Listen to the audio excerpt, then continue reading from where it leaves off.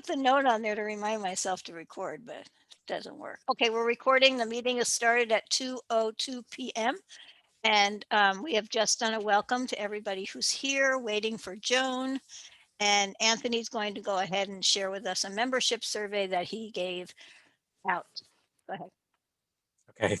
Hi, everyone. Good afternoon. So hopefully, Susan, do you want to stop sharing? I thought I did. Is Says I'm somebody not else sharing. sharing their screen? It does not say that I'm sharing. I'll admit to people. Okay, somebody else is sharing, so this is going to stop your sharing. That's the message I'm That's getting fine. from Zoom. I've never seen it before. That's an interesting one. Okay, so actually I also posted this to the board. So some of you may have already had a chance to kind of peruse this at your own leisure, but I'll try to do this quickly. So you may recall right around the turn of the new year, and I think also in the January update or maybe December update that went out, we invited members to complete a survey on the 2021 conference, state conference, which at the moment is still scheduled for Pasadena for the Halloween weekend.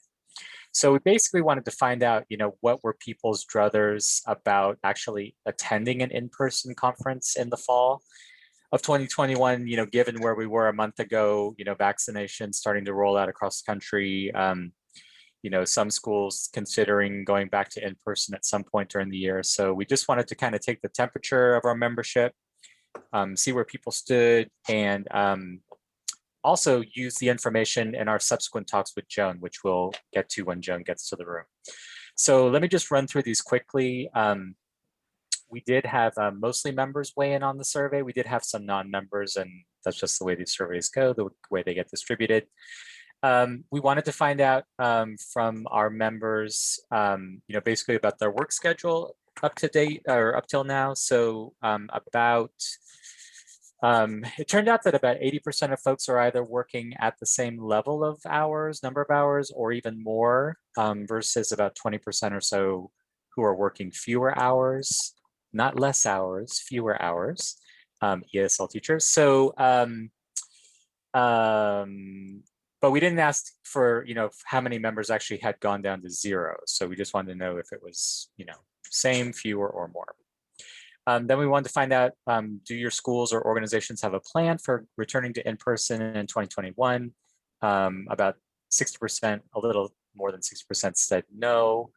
Of the 40% that said yes, looks like most folks will be returning in the fall, or at least have a plan to return in the fall. Some people might come back earlier in the spring or summer. And then there are people who said, we're waiting until 2022 until we actually come back in person. And then if you don't have a plan to come back, when do you think you might come back? Again, the majority said the fall, fall or later, fall 2021 or sometime in 2022. About a third, no idea still at all, like no indication. And then some people might come back a little bit earlier. Okay, next question was, on a scale from 1 to 4, with 1 being not at all eager and 4 very much eager, how eager are you to attend in-person events like our conference in the fall? So about 60% were on the left-hand side of the scale, not at all or slightly eh. And then, about 40% were more on the more eager to attend. We asked about, what do you think about actually attending the conference? Again, given where we were about a month ago or so. And it's about 50-50, or it was 50-50 at this point. I don't know if the scale has changed at all with more vaccinations coming out, but I'm guessing it's probably still about 50-50. And then, if you are thinking, if you would be interested in attending, what do you think about your attendance? So again, this is typical of any state conference, really. I mean, the majority of folks show up on a Friday and Saturday. But we do have some folks who come early for the opening plenary. And then we have some folks who stick around for like Sunday morning sessions that we've had in the past. But again, majority would be Friday and Saturday. Sorry for the scroll. If you are open to attending the state conference, how likely are, so again, just a caveat. So look at these numbers or think about these numbers. So 50% of folks would actually be okay to attend, but 50% are not. So now we're looking at the 50% who said, yes, I'm interested in attending. And about 50% of those folks were likely to stay in a hotel room. So, this percentage down here, about 40%, open to the possibility, but not likely. This is probably Southern California folks anyway, who would drive or, just come for the day. And then about a little bit more than 10%, not at all, not under any circumstances. And then if you are open to attending, what do you think about the larger events within the conference, right? The plenaries, the exhibit hall, the president's lunch, if you go to that event. So, about 2/3 open to a few, but not all of these events, about a third, some or most of the events. And then again, these folks, this slight sliver here, not at all under any circumstances. So their attendance would probably be very limited, like they would just go to the workshops and avoid all the big events. Excuse me. And then we asked 2 open-ended questions at the end. Given everything that happened in 2020, do you think that the state conference should have a particular focus? I think if you took the time to read these, they were very informative, I thought. But basically, I think there are 2 threads that run throughout these comments. One is basically all things technology. How do I keep working in my online classroom? How do I shift to a hybrid classroom when we go back to in-person, blended learning? How do we take technology lessons that we've learned and weave them into our instruction moving forward? Kind of that stream. And then the other stream is very much in tune with, more discussions about diversity and equity and inclusion. So I would say that they were kind of, those are the 2 things that sort of jumped out for me. The second open-ended question, again, sorry for the scroll. People had a lot to say. Let us know if there's anything else to consider as we plan for the in-person state conference in 2021. So there were a lot of ideas that came out of this. There were a number of comments that basically asked, would Catesol consider a quote unquote hybrid conference? So we don't want to, we're on the fence about going, but if we don't go, could you tape everything or live stream everything so that we can see it, because we won't be there in person, because we're leery of being in person. But for all of you who will be there in person, do your thing, but can we kind of tap into the conference live stream, whatever? So that seemed to be like a big suggestion that came out. There were also, there were some members who appreciated being asked, because I'm not sure that a lot of us are being asked for like other conferences that are being considered at the moment. So I think that was a good thing. I personally feel like we should, tap into the membership much more than we are doing anyway. So I'm glad that came out. And I'll leave it at there. I'll stop there. If there are any questions that I can field before we turn it over to Joan. Quick question. Okay, go ahead. I put it in the chat. I just got my vaccine a couple of days ago. But I was wondering, I was wondering if by chance, if by chance there's a hybrid format or any sort of face-to-face component, if Catesol would require registrants to either be tested for COVID and or be vaccinated. Nancy, could we answer that question after Joan speaks? Because I think it'll be a different conversation. Yeah, no, most definitely. Okay. So Joan is here. Let's keep that on the table too. Yeah. So. Joan is here, and I've invited her as a guest today to come and talk to you, because many of you probably have never met Joan. She's the person who does all the conferencing and hotels for us. She organizes everything. And she's here to speak to us about that very topic, our conference. So go ahead, Joan. Do you want me to share the screen, or do you want to share this? Just wanted to say hi to everybody. I have been working with Catesol since 2014. Experience, which is now Merritt's Global Events, actually was working with you years before that, but I came on board for your first conference, actually first conference in 2013. And then I started doing the contracting for you in 2014. Just a little bit of my background, a really, really brief background. I was in the hotel industry for 25 years, give or take a few. And I worked with several major hotel companies, including Starwood Hotels, as a director of sales. So I think what I brought to the table when I came to work for Experian and Merritt's Global Events is the fact that I really do understand what the hotels are looking for from their perspective in the way of contract negotiations, what they can and can't do if they push back on something, being able to say, I know you really can do that because I did it. So, or push back to you saying they really can't do that.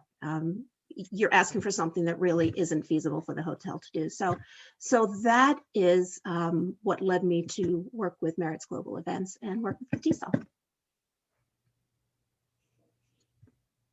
So yeah, if you want to put those up, you know what, I can answer that question regarding the testing, whether it be a Catesol question or a convention center testing. A lot of hotel companies and convention centers are now offering testing. Not necessarily vaccinations, but they're offering testing on site. So that is something we can always check with the convention center and the hotels, what they're doing. And both Hilton and Marriott, which is all three hotels we're working with, all have very, very detailed, specific health and cleanliness protocols in every one of their hotels. And I think the Hilton one is about a 20-page document. So I can share that with you as well.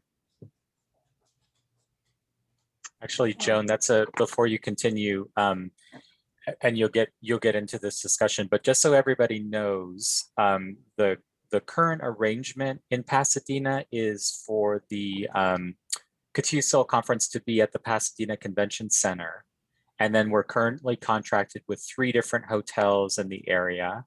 I don't know how many of you are familiar with Pasadena. There's one, Joan, that's basically on the grounds of the convention center, I believe, and then 2 are right. within, like in the neighborhood, right? Yeah, the Hilton is right there, and the Sheraton is across the street, and I think the Westin is like a block away. Okay, thank you. So, what did you want to look at with reference to? I sent over 2 documents that just gives you an idea. One of them, I went back to the hotels, and as you know, we had this book for 2019. We rebooked it for 2020. Let's go back. Booked it for 2020, rebooked it for 2021. This document is asking them, I gave them a couple of scenarios. What if we move this program to 2022? So when we moved it from 2021 to 2022,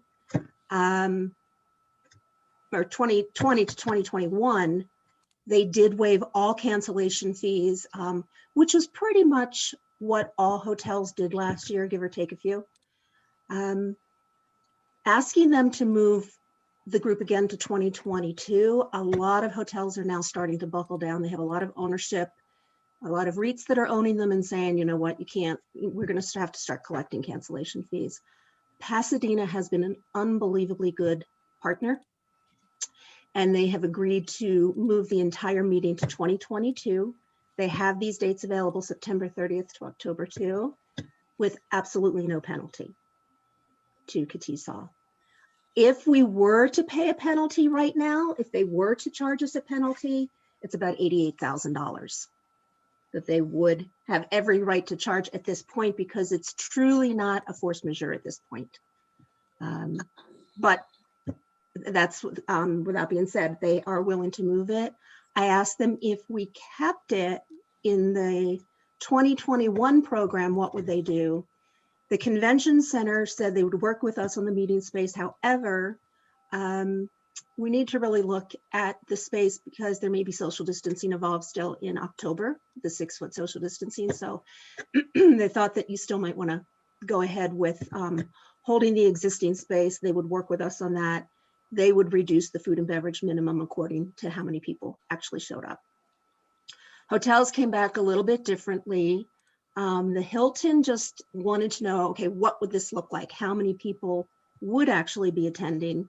And we'll talk about adjusting the contract to that pickup, but no guarantees on what that's going to look like until we give them some understanding of, you know, is it going to be 50%? Is it going to be 35%? We really have to give them an idea of what you'd be looking at. Sheraton Pasadena, pretty much the same. They said, we'll work with you, but did not give an exact figure.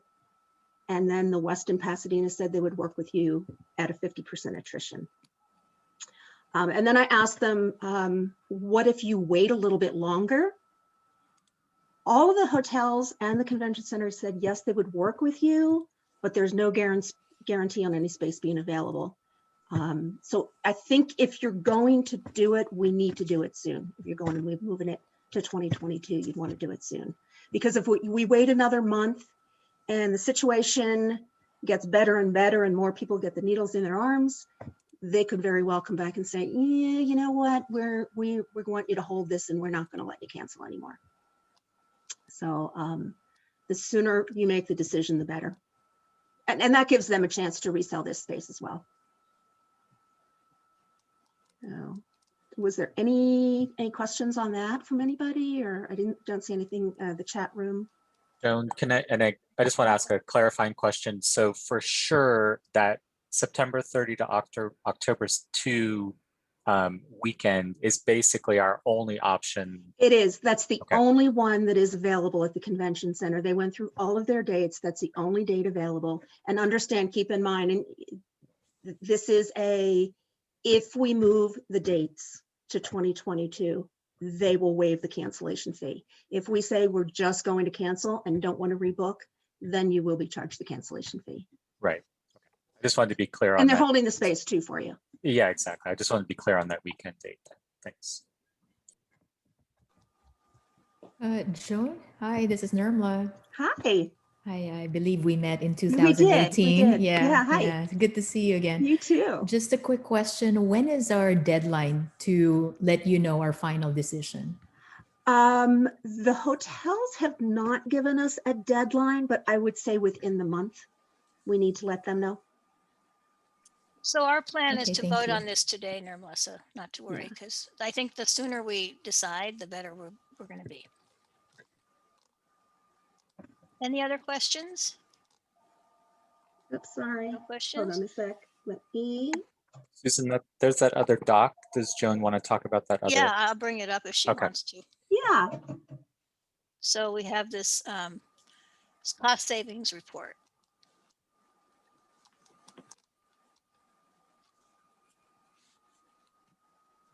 There we go. There you go. So this is just giving you an idea of,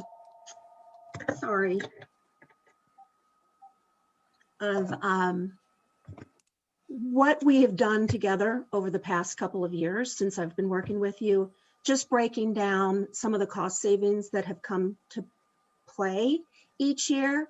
So sleeping rooms is basically, that is just taking what their original quote was to us, not necessarily their transient rate, but what they quoted us, and us going back and saying, hey, can you bring this rate down a little bit? It's a little bit too high. It's not within their budget. Santa Clara in 2017 just quoted this ridiculously high rate, and then they came back with a really good rate. So that one's a little bit high. Concessions are just things like suite upgrades, additional or savings on your attrition. If you don't pick up 100%, if you only pick up 80%, there's no charge for that. Complimentary rooms, we always ask for every 40 rooms that pick up, you get one complimentary room, and that goes to the master bill. It just comes off your master bill. This is ways to take things off the master bill. Room block audits is just, what that is we go in and actually have the hotel or the city go see how many rooms actually picked up. And where that doesn't sound like it's a big deal, it can be a very big deal, because the room block, if you don't pick up 80%, you're responsible for everything over that. So there have been several times where we have found that the groups have booked outside, or individuals have booked outside the group block. And in the case of, it was, I think, Santa Clara in 2017, you were at about 750 room nights, and the contract said if you hit 800 room nights, we'll give you a rebate of $3,100. That room block yielded 800 rooms on the dot. So we were able to get $3,100 back to the master account. Use of outside contractors, that is also really important since you use so many outside contractors, you know, with your AV and your show production. That allows you to bring those in without being charged anything. No fees. They can't come back after we sign a contract and say, you've got a resort fee. So the list goes on and on. I thought these were just some that would show you some real relevance to what your particular group does. Showing them the concessions, the rebates and the discounts, whether we asked for a rebate in 2015 and again in 2018, Anaheim asked us to move the dates. And I went back and said, well, if you're going to make them move, what are you going to do for them? They immediately said, we'll give them $10,000 back to their master bill. So that kind of is what some of these rebates are. So if you look at all of these numbers, the concessions, the rebates, the discounts, it's about $400,000 in savings over the last 8 years to Catesol. And this is like hard dollars to your bottom line. Thank you, Joan. And cancellation fees, that's just showing this year, like I told you, it was 88,000. In 2020, when we canceled, had that cancellation, had they charged us, we were later in the year, we were in June, and that would have been about $118,000. So I didn't include those in your total savings because they're not hard dollars. That's just showing you what the cancellation charges were. And that last box in pink is just showing you, obviously we didn't do that in 2020, but in 2019, we had 4.5 million room nights contracted with Marriott's Global Events. So basically what that means is I can see every contract that has been written by every one of my peers at Marriott's and go in and look at the contract and say, hey, you're telling me you can give me this, but I'm seeing on this contract you can give me that. So I want to get that too. So I can see what all of these hotels are doing in all of these cities to other organizations and what they're offering them, and try to use that to kind of benchmark for better rates and better concessions for you. Thank you. So does that make sense? Does anybody have questions for Joan?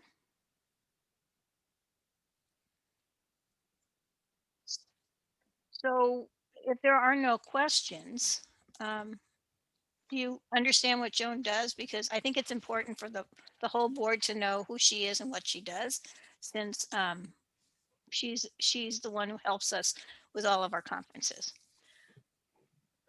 And if there's no questions, yeah. Susan, and- can I just, Joan, when you go back to the convention center and the hotels, and let's just say we go with the 2022 option.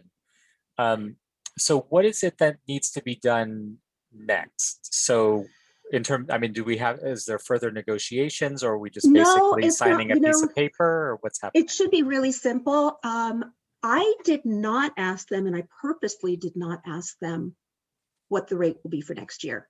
Okay. It could go up a bit. I didn't want to bring that to the table because why remind them that it's another year and the rates might go up. So I'm going to assume right now and hope right now that the rates won't change, but they could change, 3% or something like that. It wouldn't be much. We would need to do a letter like we did last year, both to the convention center and all 3 hotels. And Susan, I believe you have those letters from last year. We could just use the exact same letter, plop in the new dates, or plop in this year's dates and present them to the hotels. And then I will just go ahead and rewrite the contracts for the new year's. We would keep all the same concessions. We keep the same room blocks. They did stipulate that it would be based on the same room blocks. Okay. So, and as Susan, when I spoke with you, you thought there would be no reason that after a 2-year period, we wouldn't see those numbers the same, if not bigger. A bigger conference this year. Yeah, there's going to be pent up demand. I mean, people are right now, and this is what I'm hearing industry wide, is everybody wants to get back to face-to-face meetings. You know, we're kind of tired of Zoom meetings. I mean, it's just, you want to get back, you want to have that connection, you want to have a cocktail with your friend. It's just the sidebars that go on in these meetings. Nobody really wants to continue with hybrid meeting or with completely virtual meetings. So I don't see why you wouldn't have the same situation. Okay, We're all, so we're all tired of our houses, Joe. Exactly. Well, you don't want to see what's behind this screen, really. so we're going to probably take a vote on this. And then we have another item that we need to vote on. But anything else to share, Joan, or? No, that's Okay. it. The sooner the better. Like I said, they are holding space. There's not a deadline, but what we do need to, and if you're voting on it today, that's great. Until the contracts are signed, somebody else can always come along and take the space out from under us. So this, and they would never do that without letting us know, but it would be, okay, so-and-so wants this meeting space. You have 48 hours to make a decision. So that happens, they can come back with that. So nothing is done until the contracts are signed. I believe when you wake up Monday morning, you will see an email from me with the How's letters. the weather there? It's dumping. It's snowing like crazy here in Colorado. Oh, no, it's sunny here.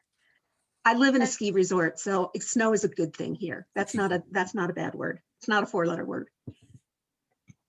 Okay, so no questions for Joan, huh?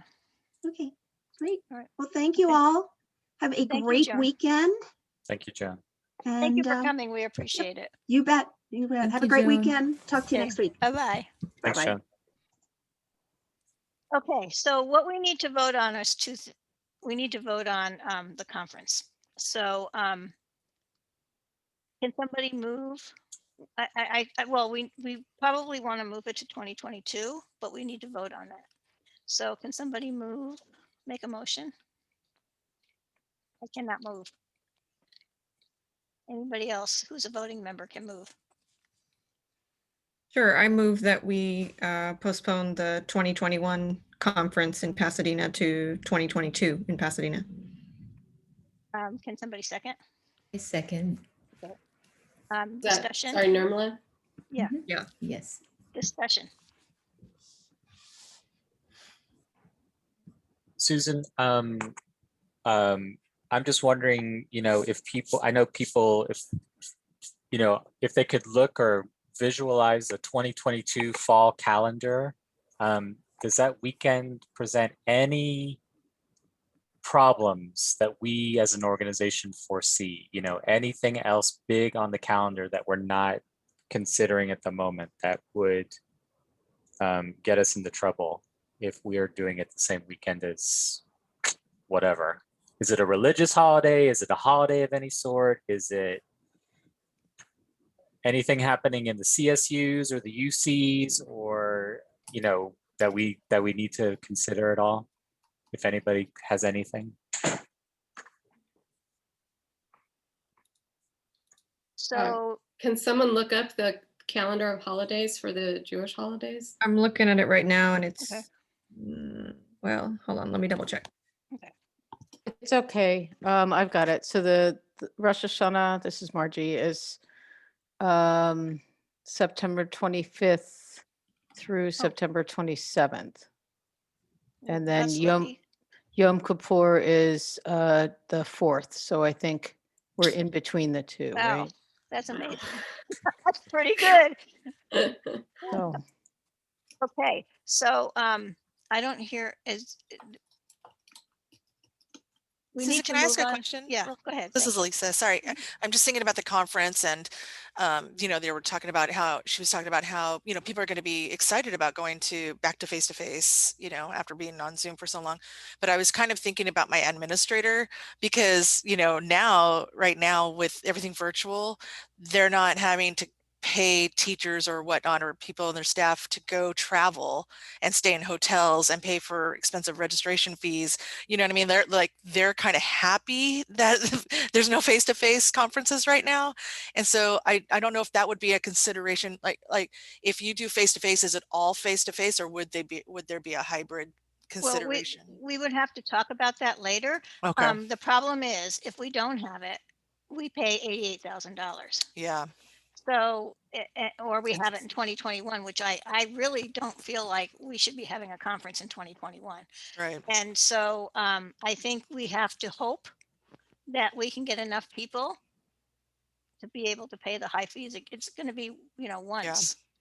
Yeah. Yeah. Yeah, I just, Hopefully we can make the case that this is, yeah, we really need to spread do it out, face like to as face. time is going by toward 2022, that this is going to go back to the face-to-face, and to encourage everybody to go back and not be weary about the costs and things. We'll have to have like a big hurrah, like the big get together. We're finally getting to meet face to face, make it a party or something like that. That's really fun. Yeah, as because well that could as- be really expensive for, some of the districts again, and with Yes, enrollment understood. down and budget being really low again, that could be an effect to some I people. understand that, but we Okay. have no really choice. We have Yeah. to have the conference in Pasadena. Yeah. I don't think we can push it out past 2022. Mhm.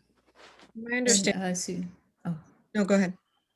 Susan, is this a good time to talk about Joan's fees? Yeah, well, I was No. waiting for Joan to leave, and that's Okay. another action item. So first, let's do one thing at a time. Okay. Okay. I was just going to say that I think what we stand to lose if we wanted to cancel the conference entirely is even more than $88,000. That's just the conference center. Yeah. No, that's just the hotels. Oh, just the hotel. So it's really, unfortunately, the question of whether or not we should be doing a virtual conference seems like kind of moot in this case because of how much we stand to lose if we don't have this conference in Pasadena at some point. So shall we take a vote then, and then we can move on to the second action item because we're starting to fall behind in our schedule. Susan, can we just, yeah, Susan, sorry, one more thing, actually to Lily's point. So Catesol has put down an amount of money actually to the convention center. So we did that in anticipation of the 2020 there. So we actually owe a small remainder still to Pasadena. And I don't know if Nirmala is going to mention that or not. So we actually have sunk some money into this conference already, not on the hotel side, on the convention center side. So, I mean, we're already sort of on the financial hook, as it were. But to Lily's point, she's right. I mean, basically, we do it this year, we do it next year. I mean, I think that's the decision in front of us. So. okay, so can we now vote? Take a vote? Okay, Do we so just say yes or? if you're a voting member, I hope all voting members know who you are. What you do is you put your name in the chat box and you put whether yes, no, or abstain. And if you are an assistant and your voting member is not here, go ahead and vote for them. Yes. And I can vote, so on this. If anybody is not sure about your voting status, feel free to send me a message too. Yeah, if Julie's not there, Erica, you can vote. Can I just see right here? It's the- Okay, thank you. So I think we have enough votes. 3, Yeah. 4, 5. So the motion passes. We will have the conference September 31st, October 2nd in 2022. And now we move on to the Joan's fees. So Joan has asked us, and she did all the work already, but she asked us for a $5,000 escrow just to ensure that we abide by the contract with her. So it's not like we're giving her $5,000. It's just an escrow account. She will give us back the $5,000 when we actually do the room block, because the only way she gets paid by the hotels, and she hasn't gotten paid in 2 years. So she feels like she needs this $5,000 as sort of like a security key or security blanket or something. I don't know. So she's asked us for that and we don't, she asked us in December when I want to say, if she's not here, right? Right, she left. Okay. She asked us in December when it was very negative, like it wasn't going to happen. When we talked to her in December, it was like we talked to her in December and we talked to her in January, and something had changed between December and January. And in January, she was very positive. But in December, she said we needed to give her this $5,000 retainer fee.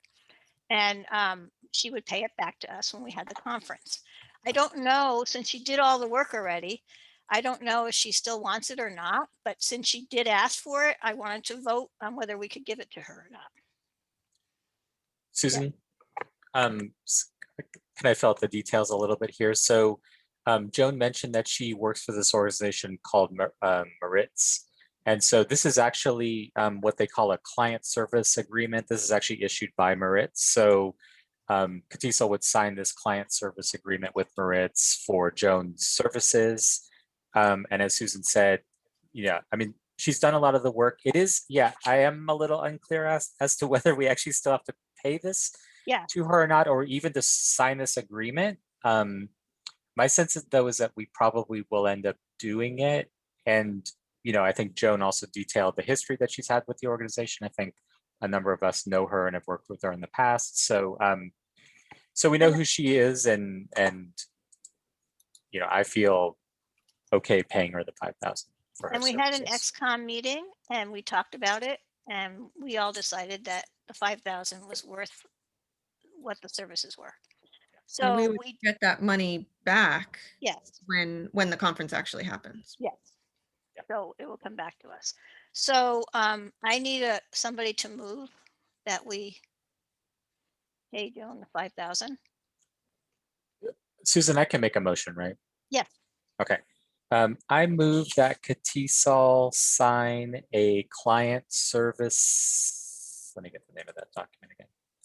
I move that Catesol sign a client service agreement with Joan Morrison and pay her the agreement fee of $5,000. And somebody second, please. I second. This is Lily. Thank you, Lily. And so discussion. What if she's not actually asking for it? And we won't pay her. Can you write that into the motion? Anthony, can you write that into the motion? I'll amend my motion at the end to say, If requested. yeah, as If- requested, Yeah, if requested, yeah. if as tomato, yeah. Okay. Okay, Okay. so any discussion? All right, then I'm going to call for the vote because we're running overtime on this. So go ahead and put your name and your vote in the box, chat box, if you're a voting member. Actually, Zoom meetings make voting much easier.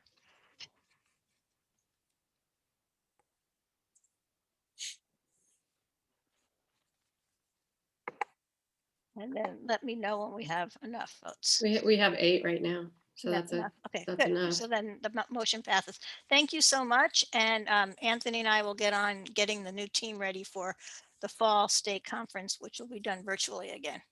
So we'll have a conference in fall, but it'll be a virtual conference and we'll try and keep it close to the dates that we had originally scheduled so that people's calendars won't get messed up.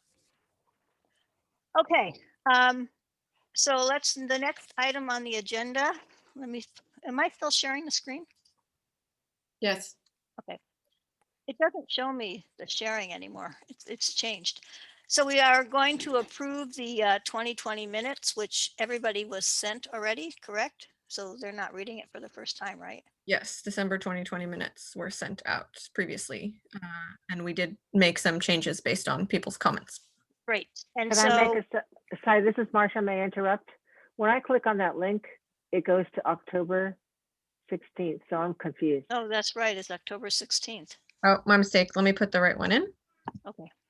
Thank you, Marcia. I didn't even notice that. The So one that's that why I don't feel I can approve that. well, that- I've been sending it out by email. By email? Yeah. So Yeah, a people, couple yeah, times. you probably wouldn't have gotten it because, well, maybe, did you only send it to the voting board or did you send it to everybody?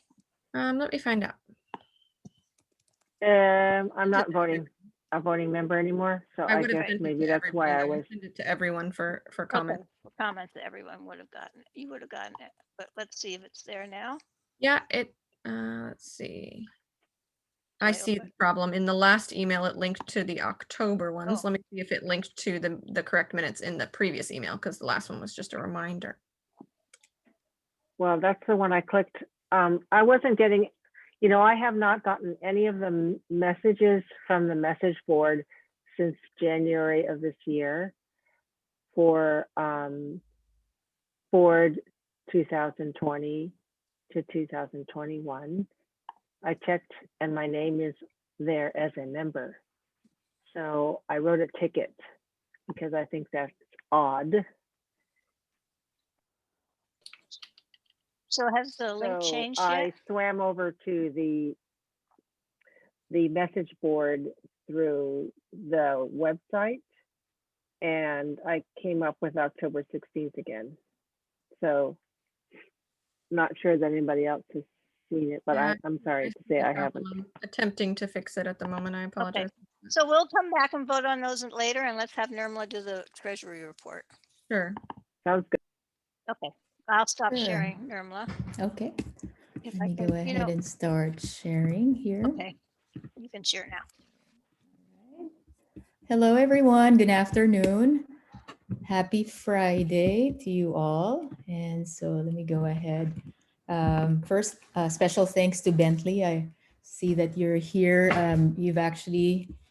You're actually the one who created this template, so it makes it a lot easier for all of us to just keep using this. So, all right, here's our first quarter. I wonder why it keeps on changing. Okay, first quarter for the year 2021 financial summary. And so here we are.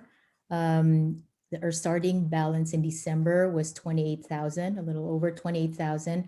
And our ending balance in January is a little less than 27,000. And here's our income and expenses. For deposits, we have about $966. And if you notice, it's a little bit lower compared to our January. And that's because our November and December months are what we call deadly months. We don't have much activity during these 2 months. But this coming spring, we hope to have more activities and more money coming in. As far as expenses in December, we have a little over 3,000. And that's because we provided refunds for the virtual conference for participants in the virtual conferences. And part of the checks here also was from the $2,800 fee for the accountant. All right, and then the authorized.net transnational bank. This one varies month to month depending on the number of transactions. Also, it depends on the percentage of the amount of money we have in the bank. So if you notice here in December, it's $72, a little over 72. And here in January, it's $69, $69.49, $69.49. And then Zoom renewal, we pay that once a year for $149.90. And then this VIA's consulting website, that's $235. Before we used to pay about $195, and now that we have about 1,800 members, the website fee has gone up. All right, so the total expenses for December is about $34.94.03. And then here in January, our total expenses is $15.66.66. Okay, can we mute whoever? I think it's Kara. Okay. So we have a net income in December of a negative 2,527. But here in January, we made money, 701.93. But our balance, a total balance for the end of January is 26,945.32. All right, moving on, we want to show you how much we have improved or how much we have really done well as far as paying off our creditors. So since 2019, we have about $79,000.706.60 of loan to pay. And then it went down to about $21,535.26. So that's amazing because now we have, sorry about that. Now we only have a balance of $19,200. So let's go over some of the creditors that we've paid in the past. Language Magazine, that's already paid off. Wells Fargo credit card, we're done with that. Ballfrost Group, zero balance. Karen Bless, Catesol Journal, zero balance as well. So we only need to pay show gear for But 4,200. that number is wrong, right? Because we found out it's 5,800. Oh, this one here, the show Yeah. gear.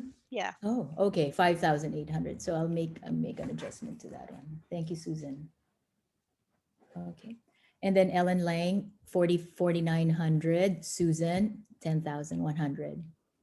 All right. Any questions before I move on to the next one? Because I'd like to show you what our recurring bills are.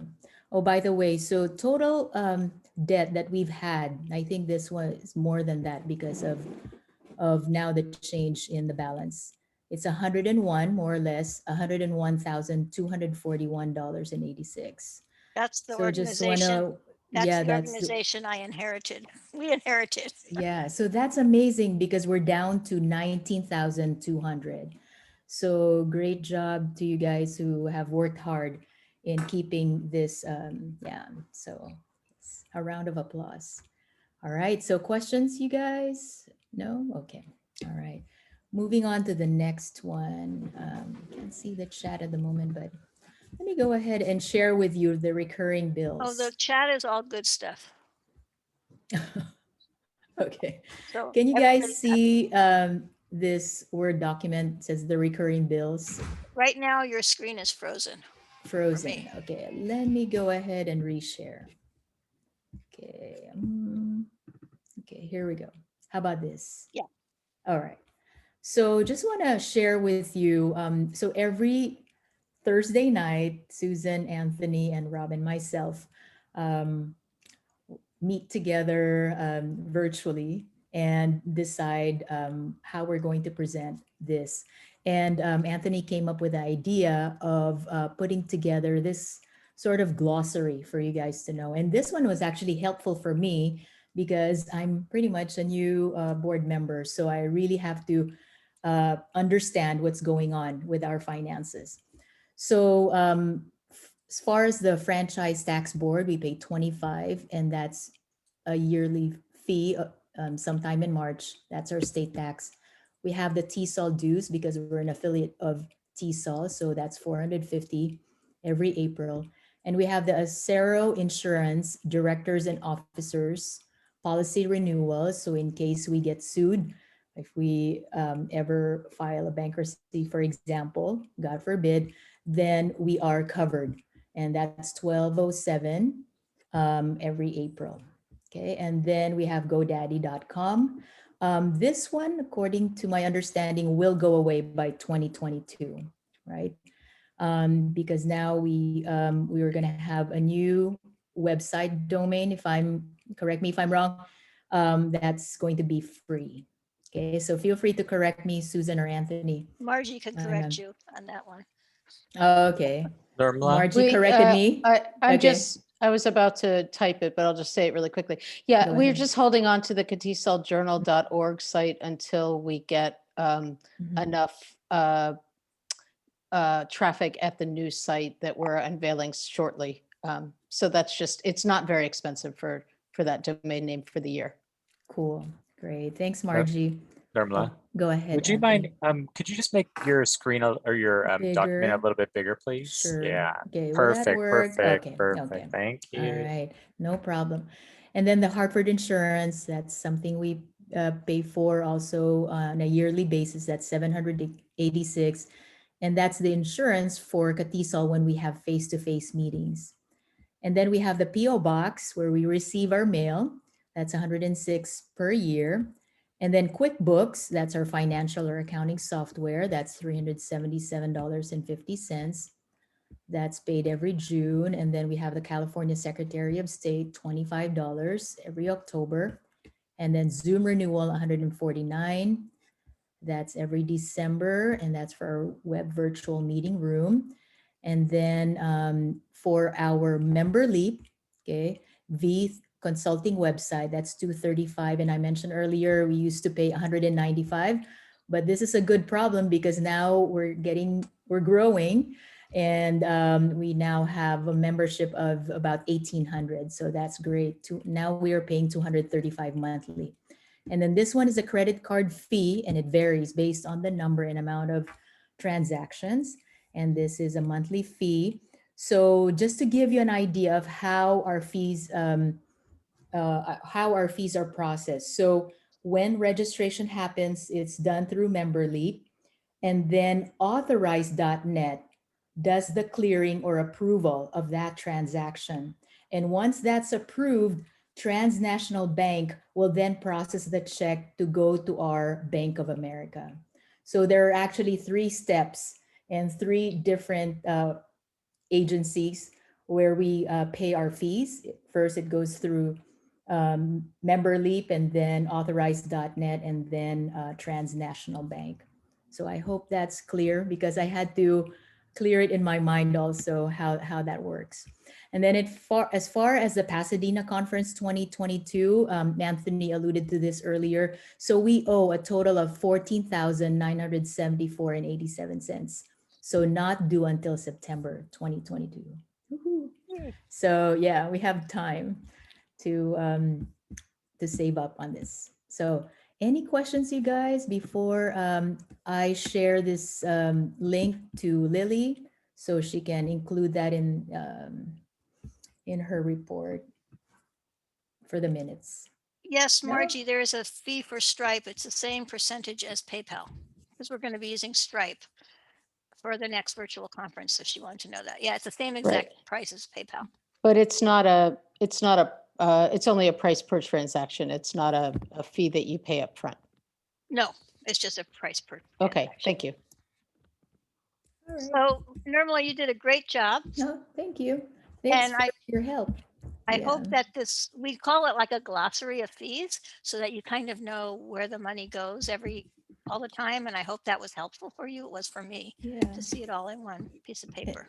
And Anthony, kudos to question? Rob, kudos to Rob, by the way, who really walked me through this, because I feel like I'm a kindergartner when I started learning all the stuff about the finances. So Yeah, and a so note thanks about to Rob. He got a full-time job at the library, so he will not be able to come to these meetings anymore, but he still meets with us every week, and he's still doing the job. He just can't come to the meetings. Susan, just a couple of things. There was a question Elisa did also ask in the chat about the our face-to-face insurance. Not sure whether you saw it. Yeah, I did. Okay. Do we want to answer it, or? Well, I don't think we can cancel our insurance, because then we would have to get new insurance, and it's better just to keep the insurance continually going, just as a rule of thumb. Yeah. And thank you, Susan. And then just to Nirmala's earlier point, so some of us who have been on the board for many years or a number of years have not really gotten the financial education that I think we all need as board members. And so that's something that, as Nirmala said, we've been talking about in our Thursday evening meetings. And Susan's very big on transparency. I mean, she wants all of you and members of the organization to really understand the financial situation of the organization. So we're doing our best to provide that information. And any and all feedback that you have, questions that you have about the financial structure of the organization are most appreciated, because that helps us focus our attention on what it is that we need to be focusing our attention on. So we welcome any feedback and questions you may have. And of course, we thank all of you for all the hard work you're doing, because it's you that are making the money with the events and the conferences and the memberships. So I really appreciate it. I know that you're all reaching out to getting more members. And so I really appreciate that. Got a lot of members today. I don't know why. New memberships came in today. So shall we move on to anything else for Nirmala? Because we're going to go back to Lily.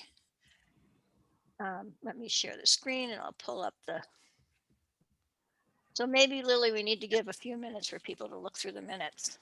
So what happened was I did send the correct minutes every time. It's only that the header at the top was incorrect, because we had copied and pasted from the previous board meetings minutes. So I apologize for that. But every time I've sent out the minutes, in December, 2 weeks ago, and today to the agenda. Every time that was the right set of minutes, it just happened to have the wrong date on it. So I do think people have had the chance to see it. It's been a few times that I've sent it out. I'll scroll as slow as possible. And thank you, Marcia, for pointing that out. That was a big You oversight. would So have my approved apologies. the wrong minute. That happens when we do copy and paste. Yeah, Susan, your thing is almost impossible to read. So Okay. if you're going to do that, go ahead and increase the size or Yes, just give yes, us, we will do. just give us the link. Yeah. There. I mean, I've read it. I'm Okay. cool. I'm saying. Is that better? Can you Well, read it's it? kind of better. Yes. It's a Okay. little bit better. Thank you. Yes. There's also the link to it that is now working on the Yeah, agenda. on the agenda. Yeah, Right. that works. It was always working on the agenda. So.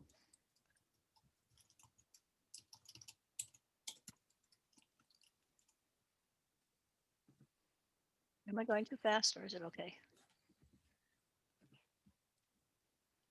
Everyone should be able to access it themselves as well. Right.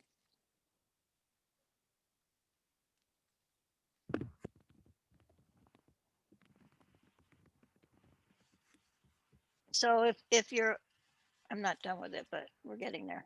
If you're okay with this, can somebody move?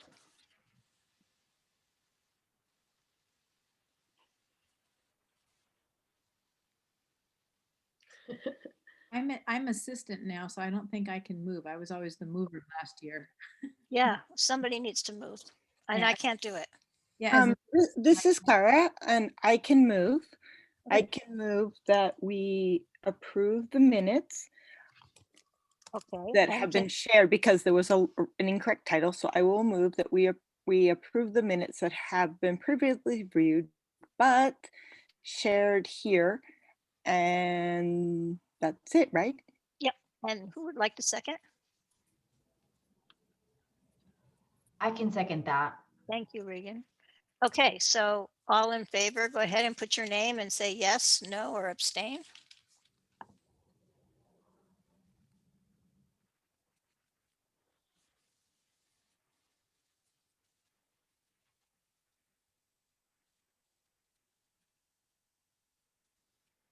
Now that Margie's mentioned it, I'll make this bigger too.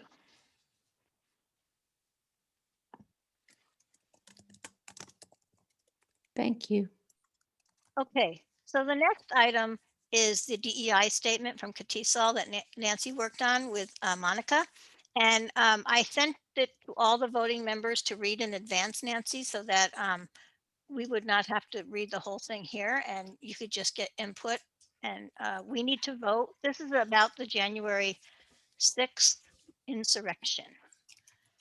But Nancy, do you want to share? Let me stop Yeah, sharing. You wanna yes. share, I think. Yeah, Let me I can stop. share. Yeah. Okay. Attends.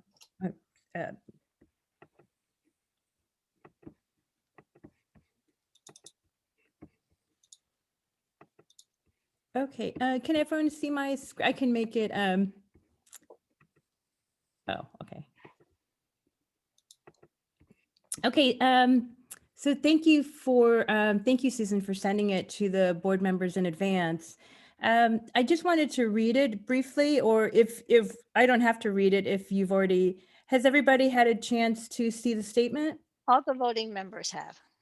Okay, so it was a statement that I co-authored with Monica, and it basically it focuses on the chain of events on January 6th.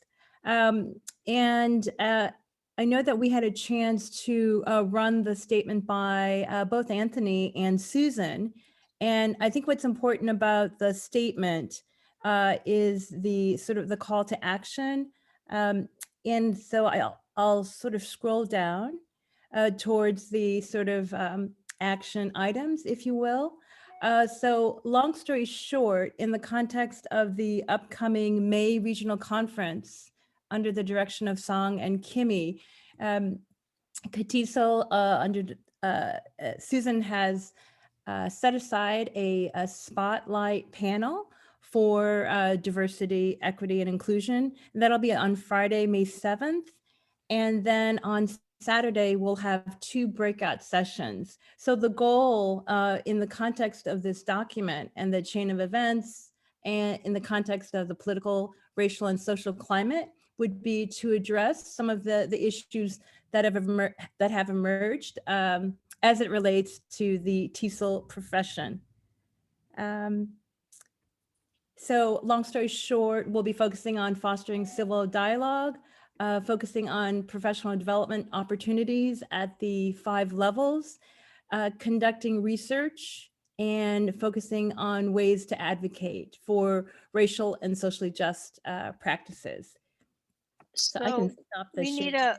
keep it sharing, I think, until we vote. Oh, Because really? we Oh, need to take a sure. vote on this. We need to vote that that everybody accepts this statement. So Oh, can sure. somebody move that?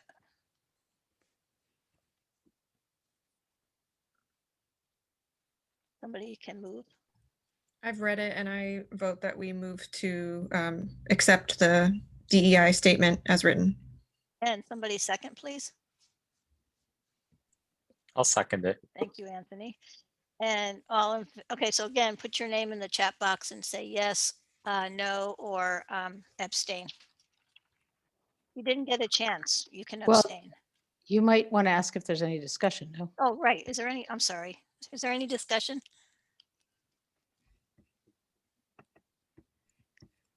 I love when there's no discussion, but I think we just need to make sure. You're right. And so I appreciate everybody who keeps me on the Robert's rules. It's not my favorite thing, but okay, so now we can vote.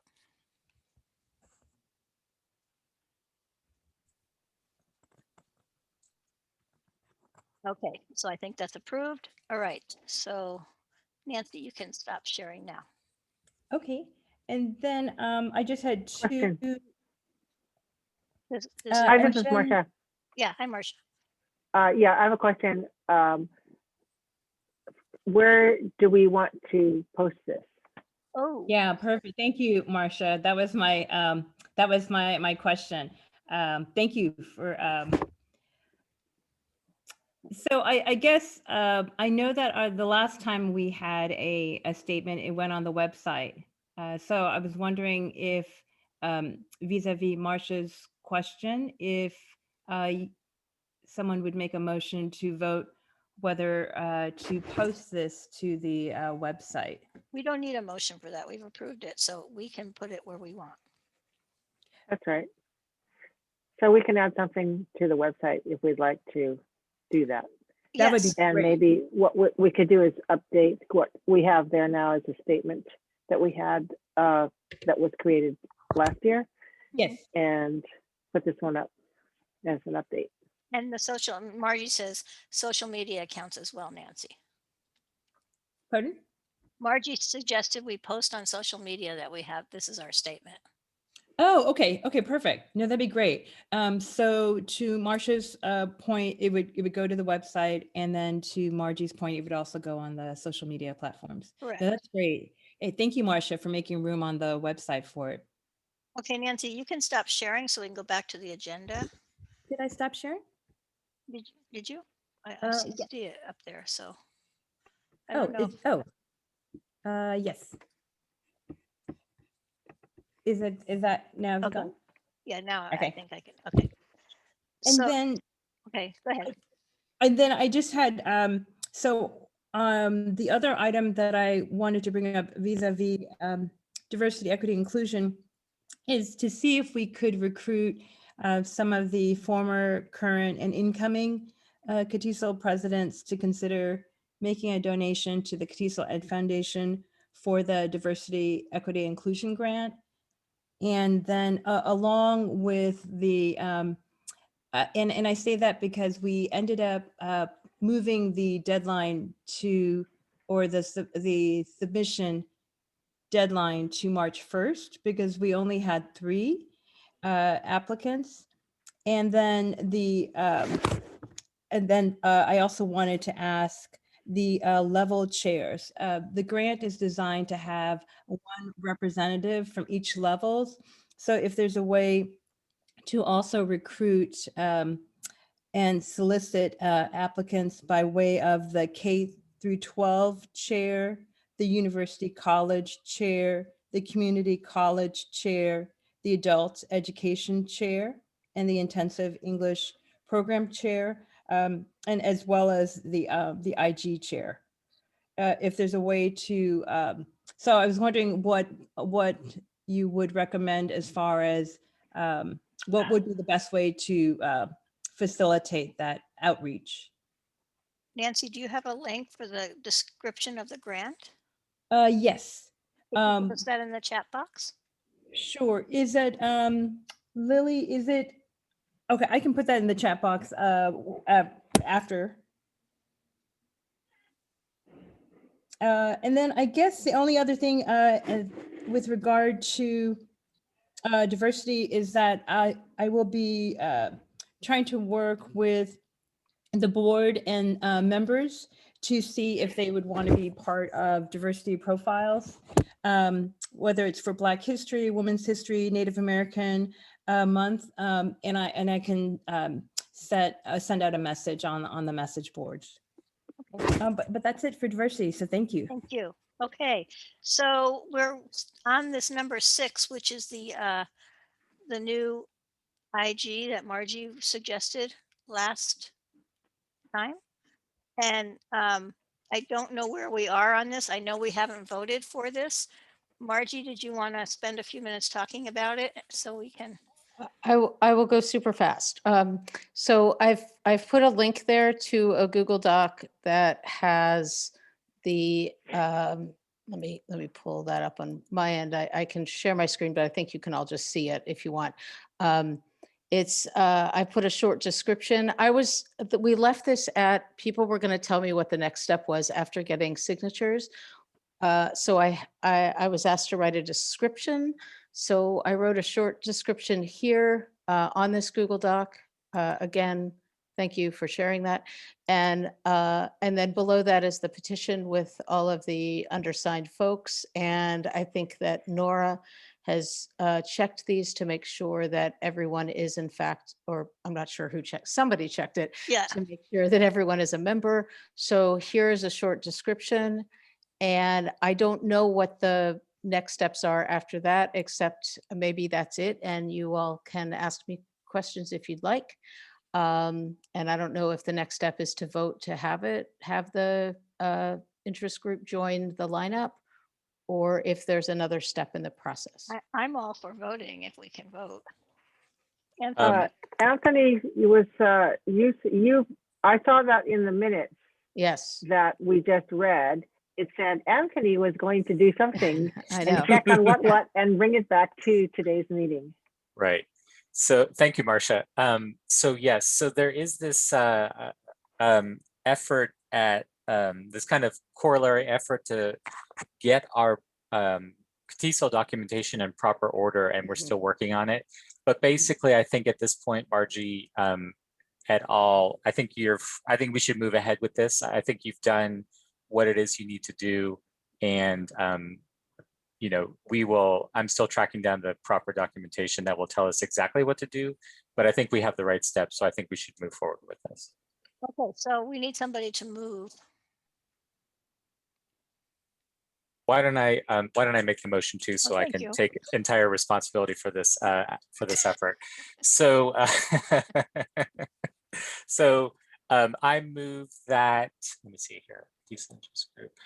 I move that we establish the Corpus Informed Research and Teaching Interest Group. Can somebody second, please? Yeah, I'll second. Thank you, Bentley. Discussion? No discussion. So let's take the vote. Type your name and your vote if you're a voting member. I have a question. Yes. Oh, okay. Yes, I do have something. Okay.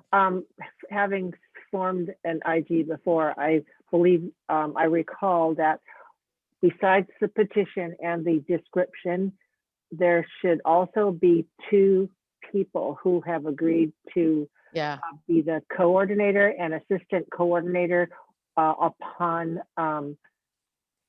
creation or approval of this IG. Do we have that in the document? We do not have that in the document because I did not know that.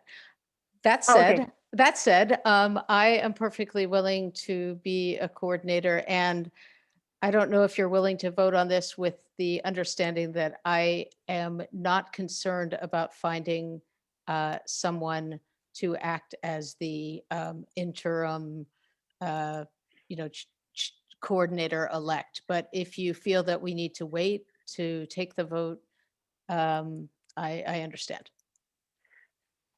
If you could get us the name of somebody who is willing to take on the assistant role, maybe we could vote by email in the Okay. within the next week and not have to put it off until a whole meeting. And that's important because we have to set up the IG discussion board, Mhm. and We have a need lot to have to that. do. Yeah. Yeah, when we put this together to set up lots of things. Yeah. So we will vote by mail very soon. Okay, so thank you all. I will try to rope some people. I mean, get some Yes, and volunteers who would like to be the interim coordinator or coordinator elect, and then I will send that information to Susan, or I can send it out to the whole board depending on what you prefer. Just, you can send it to me and then I'll send it out and to the voting board, and the voting board will vote. And Got it. then we'll get Marcia the information to set up the Okay. discussion board. Okay, thank you. Okay, very good. I thought we could vote on this, but yeah, no. oh, Keep how do you working on it. pronounce it? Well, I went back and forth about whether it was going to be Kurt or Curl if we were going to use like teaching or learning, but I've decided teaching fits better. So it's Kurt, IG, I don't know how Kurt. else to pronounce that, right? CIRT. So CIRT. Kurt. Cert. Kurt. Kurt. Cert or Kurt. Kurt. Okay. Well, it's Kurt. corpus, so it seemed like I wanted, but it would be, Yeah. I don't know. Do you want it to be Well, cert? Kurt sounds corpusally like. Okay, thank you. All right, so number 7 is the partnership coordinator with Anthony. Did you want me to share, or do you want to share, Anthony? I have it ready to go, so I could share. Okay, let me stop sharing. Okay. So partnership coordinator, job description.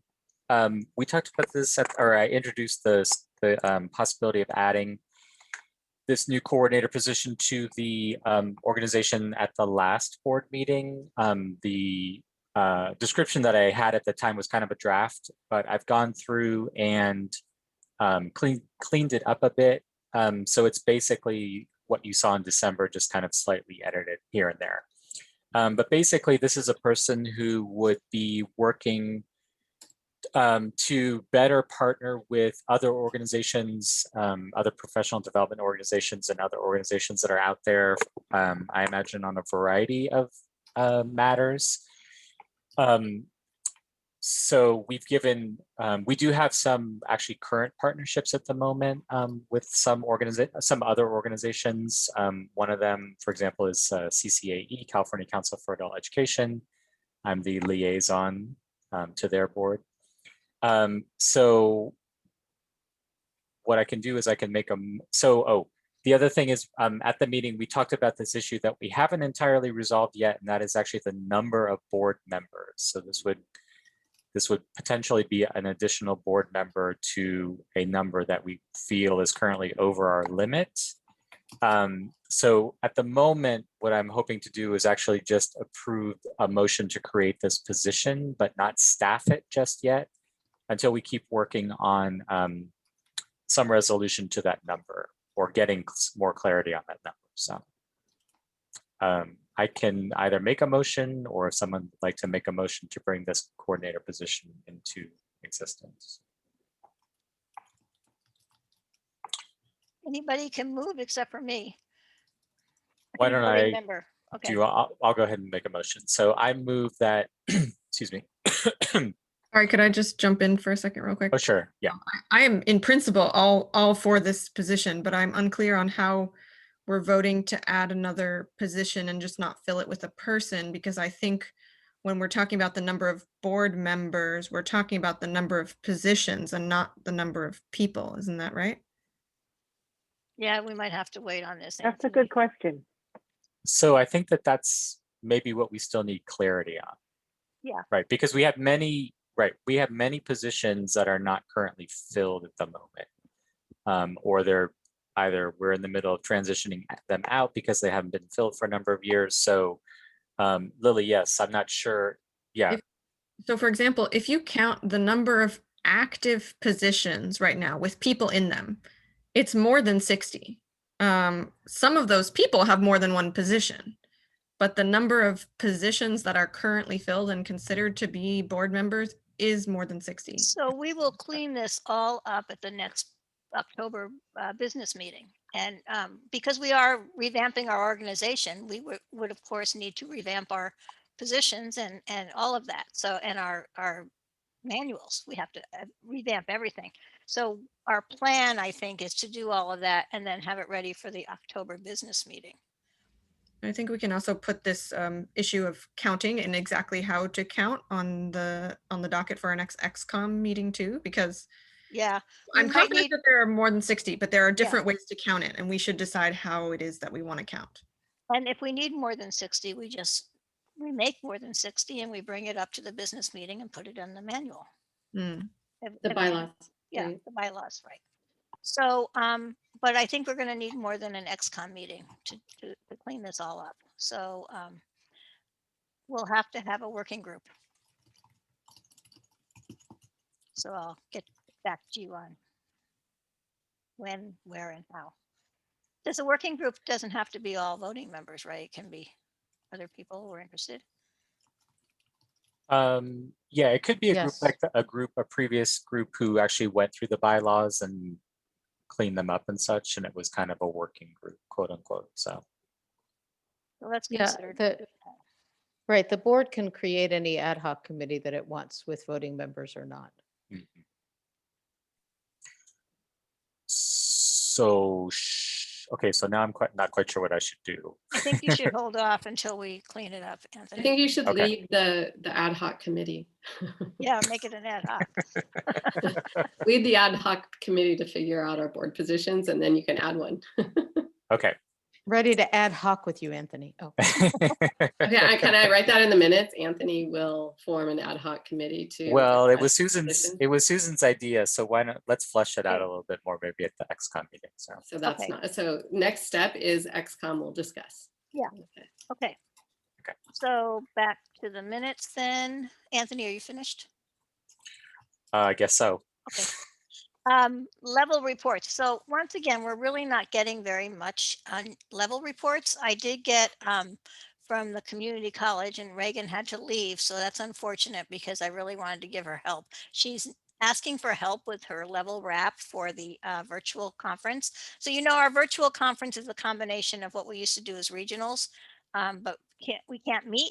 So we're having a virtual conference, which will be all the regionals combined together. And the interest groups and the chapters are in charge of getting the presentations, which they're in the process of doing. And then the levels are going to have a wrap. And Reagan needed help to come up with a wrap idea. So I don't know if anybody here would like to touch base with her and give her some ideas on what she can do with, I mean, there's a lot in the community college to rap about. So certainly somebody here can help her. The other level report question that I got is the Zoom room information. And I get this a lot. So I thought maybe Marcia, could you spend a few minutes just explaining how people get into the Zoom room? That's in my, when it's my 10 minutes, I'll talk about that. Okay, so that was the only, that's Bahia wrote a report, Bentley wrote a report. They didn't need any help from us, but that's it. I don't have other reports. So if you want help in your group, you need to fill out that report because we don't have time to go through all the levels. And so, yeah, I don't know. That's where we are. Still, I don't feel like we're getting a lot of reports in.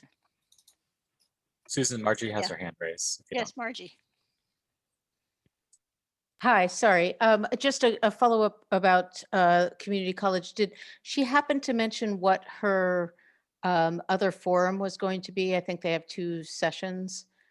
Did she have one of them filled or? No, I think she needs help. Okay, all right, because there's all that AB 705 stuff still with remote instruction and so forth. So I'll send her a note, and Okay, others thank you. can too. Thank you. Yeah. Okay, so yeah, so if you're, I mean, the report is not that long. It just asks you, what have you done and what do you need from us? And it's the what you need from us that I address here at the board meeting with everybody. So if you need something, the report is the place to put it.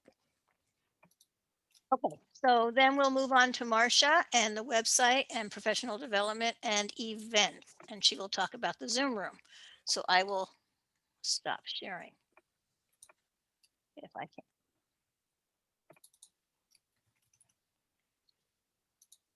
So I'm having trouble finding my share screen right now.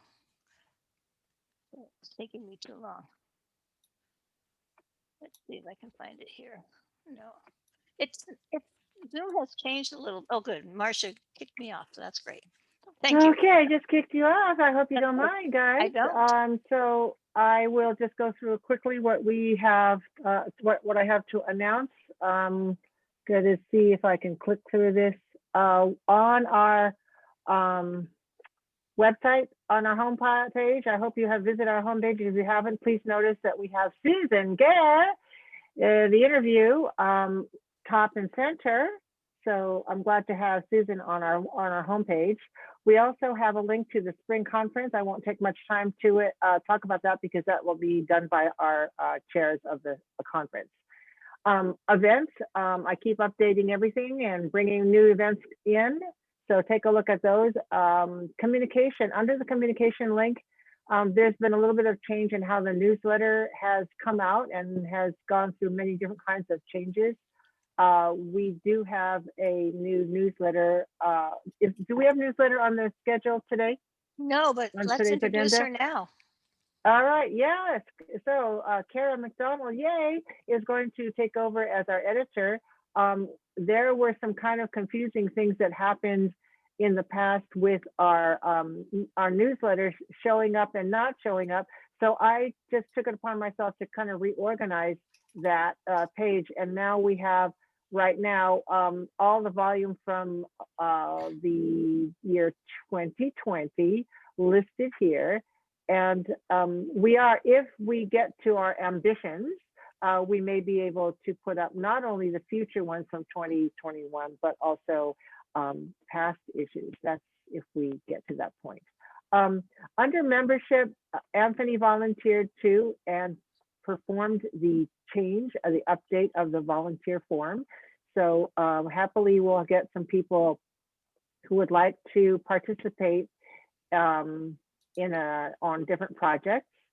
Our online training, we still put in new things that come in if people record their events and then make them available such that I can put them up there. Okay, so those of you who are doing events, and if you do record anything, it's great because then we can add them to our online training, and this is for our members, right? So that they can take a look at some of the events that they may not have been able to attend in person, or that they would like to review because they were so cool. But there is Susan right there. All right, so let's go on.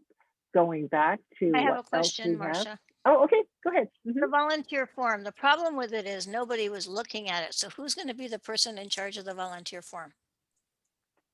Who owns the form? Okay. I do Anthony at the owns the moment. form. Okay. Yeah, So that although we means that should. you will look at it. Yeah, I am looking at it, and yeah, that's enough to say. I'm looking at it. Okay. Yeah, it should go on the Catesol.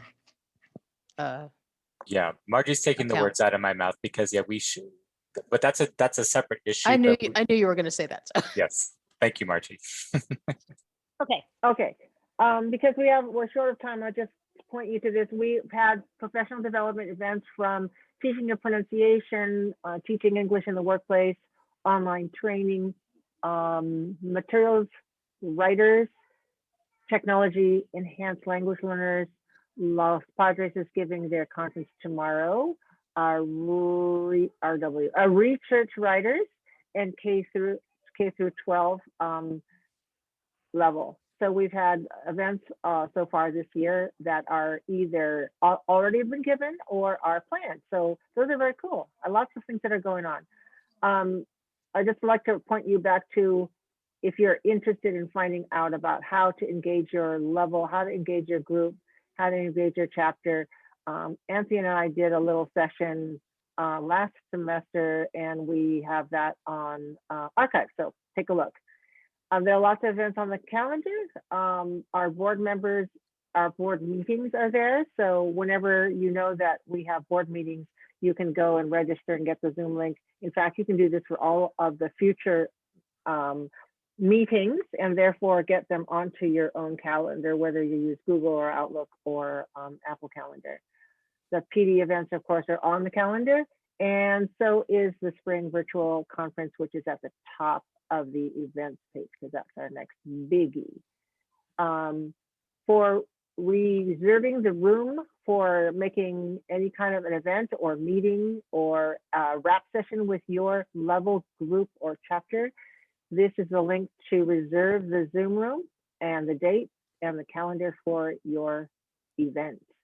Marcia, can you put that when you're done? Could you put that in the chat box? Just Sure so people enough, don't I'll have it? put that in the chat in just a minute, because I don't think I can copy it and paste it from there. All right, and because I am the co-coordinator of TOP, I just want to let you know that we've had so far these events happening in teaching of pronunciation, and more to come. Any questions? Hi, Marcia, it's Erica. I have a quick question. Hi, Erica. When we're hosting one of these webinars, do we get Mhm. host access, or is someone else there to help with that? We give you the host. Yes, we will give you the host access. And if you haven't gotten it yet, just ping me and I'll send it to you. Okay, thanks. You're welcome. Oh, and one reminder too, that if you're going to record, you're supposed to record onto your own desktop. Is that right, Susan? Yes, because we don't have very much storage, like not even 1 hour worth of storage on Zoom. We don't pay for that. Yeah. Okay. Thank you. Okay, and then, yeah, so any other questions for Marcia? If not, No other questions, we can go on. And if you do have questions later on, just send me a message. okay, let me go back to sharing.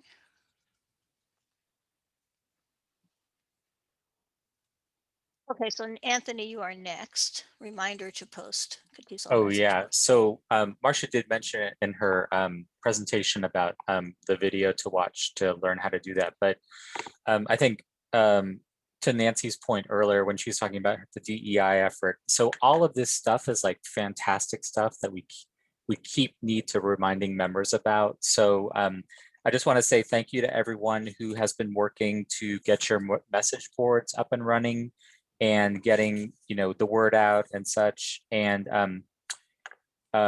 keep doing it is basically my message. But especially, I mean, we're coming up now to, and we're going to hear from Kimmy and Song in a little bit about the spring conference coming up, but we need to kind of keep the messaging in front of the members. I know that some members sometimes feel like we're sending out too much stuff, so you do want to be kind of strategic about it. But again, just on the message boards, you know, just make sure that they're being maintained, and you know, you're sending the message out to folks about the PD stuff that Marcia has been scheduling, the spring conference that's coming up in May. And again, if you do need any assistance with that, please don't hesitate. Just reach out to myself or Marcia, and we are more than happy to help out with any questions that you have. That's it. Okay, Nancy, you are next on social media. So I will stop sharing.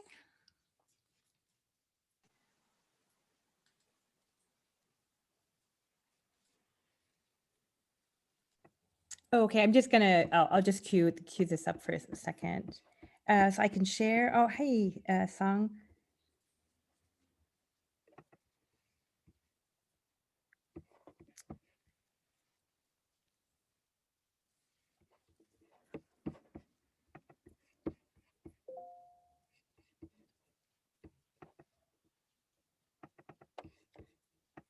Okay, I'll share my screen. So now let's see. There you go. Yes. Oh, let's see. I'll just do a quick one. Can everybody see the screen? Yes. Okay, so I'll just I will use maybe half of my time, so we'll get back on schedule. Had a chance to work with Anthony for several hours editing the social. I've created a social media style guide and a social media post request form. So I can walk you through that. And what I'll do is, let me see if I can.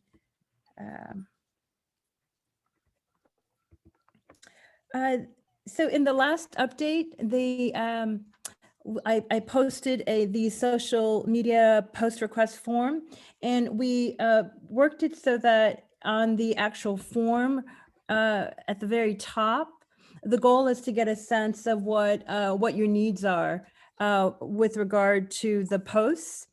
And so the request form works hand in hand with the style guide. And then the goal, some of the questions that you'll get will be, what's the best time of day to post? What day and the frequency of your post? And let me just stop the share for a second. And the short answer is that for Facebook, Wednesday at 11 a.m. is prime time. It's like the equivalent of the Super Bowl halftime time slot. Now what I'll do, since I have stopped sharing my screen, I will get into the, let's see, the Nancy, Google Drive. while you're looking, some Yes. people are asking if you could put the social media request form link in the chat box. Oh, yes, sure, absolutely. Actually, you know what? So actually, I'll share my screen again, and I'll just have the document so that you can see that.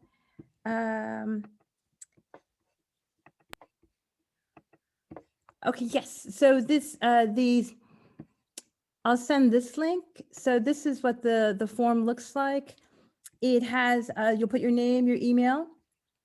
If your request is time sensitive, and then which platform you'd like to have it, have your post appear. You can add your file. And the first request that I received was today, and it was from Song. And it was great because I had a chance to, I just got a quick email and have her images. And then the last question is if you would like to have would like to work on a special project. Great. And this worked hand in hand with the social media style guide. And I'll May I click. have a question? Sure. I wonder if instead of a radio button for do you have a preference where we should post?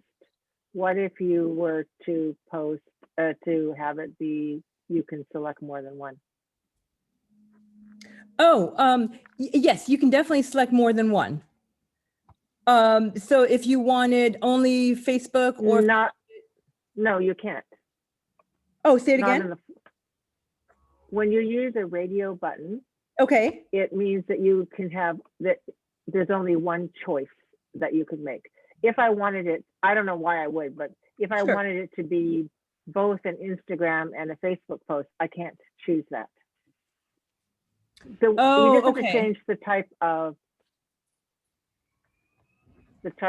change it to a checkbox is what Margie says. Okay. Marcia, Nancy. So when Nancy and I worked on it, we basically figured that either somebody would just pick one site or all of them. So we didn't think about like a in the middle. So that's easy enough to do, just to change it to checkboxes. I don't know. I don't know why it would. Well, go ahead. Yeah. Okay, no, that's a great point. So then ideally then, Marcia, are you saying that with the radio button that maybe we should add a more sort of options like Facebook and Instagram, Facebook No, only? you don't need to do that. Just make it a No. checkbox and then you can choose. Just make a whatever. checkbox. Okay, Checkbox, that's all. okay, no, that's great. Thank you for that. That's it. And then this is the style guide, and at the bottom, this has it cross lists the actual link, and it just gives you a sense of the brand management and the logo and some of the. So this was from the this is the official logo. This just gives you a sense of objectives. If you're promoting an event, whether it's Catesol or TESOL affiliate, the blurbs and special projects. If you want to work on a film series like the board member profiles. Here's a sample post. This is one from the conference co-chaired by Margie and Amy. And then it goes through for each one.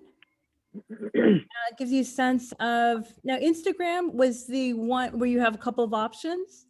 And so this is all there as far as what you would need. And then for the appendix, it's, just a copy of the actual form. So that's that. And the goal, long story short, and I can stop the share, the goal is to, the goal is to sort of streamline the process and have a chance to work with the various chapters or individuals who want to work on special projects. The only other thing that I'll mention with regard to the social media report is that, we hope to, I definitely hope to work with each of you, or if there are volunteers for special series. And I know that with regard to our growth on Instagram and Twitter, we have an additional 100 users since last year. And we will be, in the next week or two, having an official LinkedIn launch. And I think with all of the amazing professional development events that Marcia's posting on the website, be great to build the following on our LinkedIn page. So I will be announcing on the message boards when we'll have the official launch for LinkedIn, so that we can get it the following going there. All right, thank you. Thank you, Nancy. I think Song, you're next for the virtual conference. You're Thank muted. you. Yeah, there you go. Yes, thank you. So I don't really have much to report, but I'm happy to announce that our Catesol website, the spring conference page, has been published. So could I share my screen? Yes, please do. Okay, great. So when you go to our Catesol website, thank you, Marcia, for putting us up here. It's on the right here at the very top, upcoming events. So when you click on it, here is our conference page. It doesn't have a lot yet. Our registration will open on March 1st, but it has the registration fee information, proposals, volunteers. So as we get more information, Kimmy and I will continue to update this so that we have all the information needed for people to be able to register and submit proposals and things like that.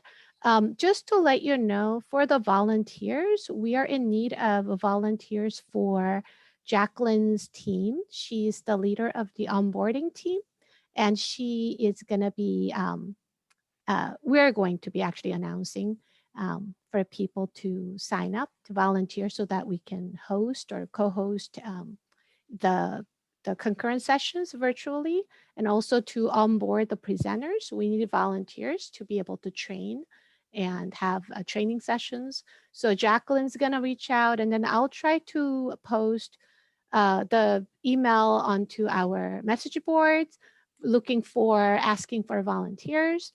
Song, it's really good to use the blast for that. That really, whenever I ask for volunteers, I get people right and left volunteering from the blast. Okay, great. I'll do that. Is that in the message board? Monica, Are you here?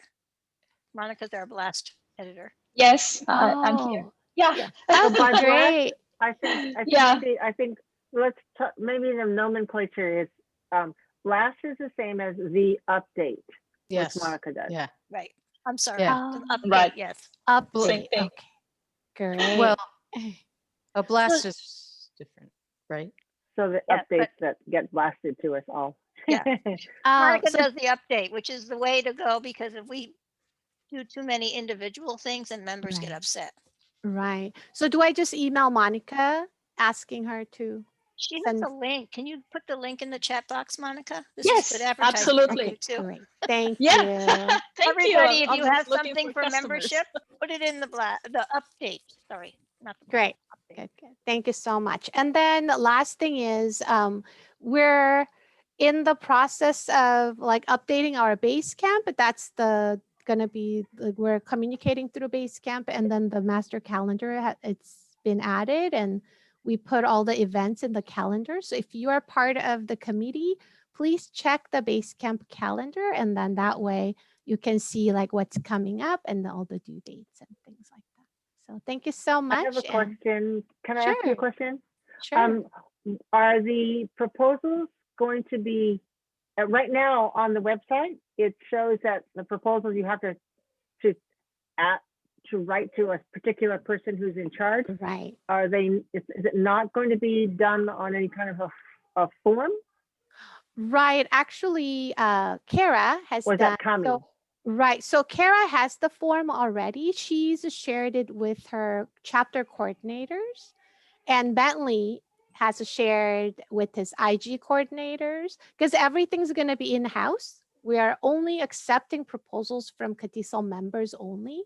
So we didn't want to send them out to like social media where non-members would like submit. So we're gonna go through that route. However, for the teaching tips, it's gonna be for all Catesol members, and we're gonna have the form link. We are finalizing it, so it's not ready yet. So once that form gets ready, Denise is working on it with Katie. So once that's done, then we're gonna add that link on the website. However, the other two forms for the chapters and IGs are just getting out by Kara and Bentley for now. Did I answer your question, Marcia? Yes. And maybe you and I can talk offline about how to make that more obvious on the website, since it's a really big change. Oh, okay. From other. Sure, Yeah, no problem. We decided to make the virtual conference in spring somewhat different from our state conference, so that they were clearly defined because it's all new. So we're doing this regional, it's like a regional conference together, the North, the South, and the Central. And so we're looking for in-house people to get a chance to present. Right. So I think that's it for now. We do have a general email for the conference. It's spring21@catesol.org. And we have it on our website too. But that's just the email that we're going to be using as the general email for any questions or concerns. Sorry, I sent it to Nancy by mistake. I meant to send it to everybody. Oh, thank you. All right, that's it. Thank you so much. Okay, I think Margie's up next with the journal. Hi, everyone, again.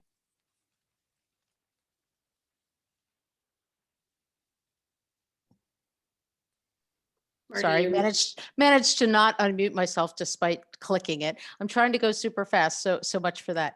I have links here for announcements about 2 calls for proposals for 2 special theme issues of the Catesol Journal. And I think that these grow nicely out of some of the things that Nancy was talking about earlier. We have one, Pandemic Pedagogy in California, Innovative Approaches, and another one, Anti-Racist Perspectives, Practices, and Policies in TESOL. And originally the deadline for abstracts for the first one was February 15th, but I'm pretty sure we're going to extend that. And in fact, I'm just waiting for the okay from Amy. We've already kind of talked about it. She's one of the editors. And the second one Originally, we were thinking about March 15th, but we're probably going to extend that one as well because we're a little bit behind in getting the call for submissions out. It just is going out today to all of you. So I wanted to just let everyone be aware of that. If you could share that with your lists, et cetera. And also, I'd love to talk to anyone who's working on any of the chapter or other PD events. I know there are a bunch of things coming up, including tomorrow. So if there's any way that I can send you something to help you advertise, if you've got space for any kind of advertisement, I'm sorry this is so late. We were just hammering out details, but please send me an email. I'm happy to send you information. I can make PDFs of the calls. I can make a little teaser with a link and a tiny URL, whatever it is that's going to be useful for you. Okay, thanks.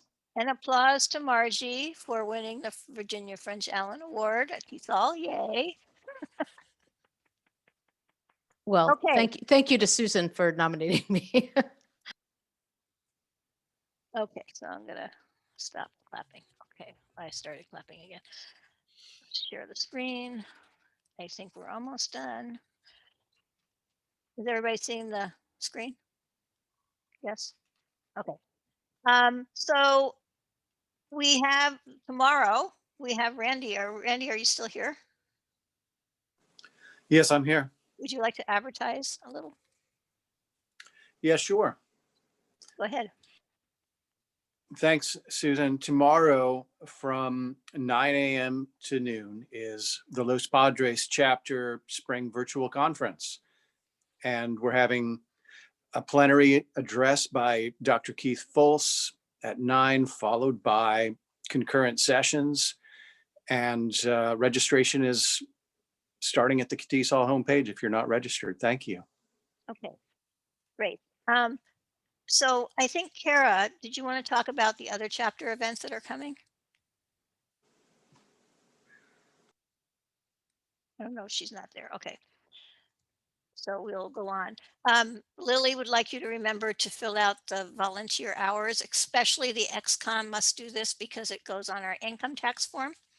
But we would like everybody to do this because your hours count and you're working for us. So we would like to know how many hours you're spending. And then at the end of the meeting, there's always a meeting reflection. If you could fill that out because it gives us information about how to have a better, more efficient meeting. And we read these and we take them into account. So the link is there on the